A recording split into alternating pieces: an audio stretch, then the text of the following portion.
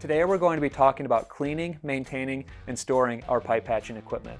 When properly maintained, you can get over 100 pipe patches from a single packer. After each pipe patch, we recommend removing all pipe patch tape, elastic bands, and the packer sleeve. Then you're going to want to take a non-abrasive cloth, apply some mild detergent, and then wipe down all equipment.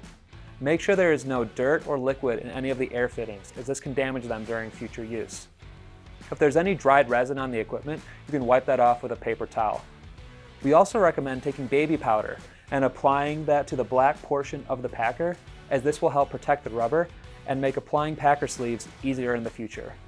Lastly, when it comes to storage, first you want to disassemble all air push rods, clean all the equipment, and then store them in the RIDGID pipe patch carry bag, or store them straight and flat. For more information, go to RIDGID.com or contact your local authorized dealer.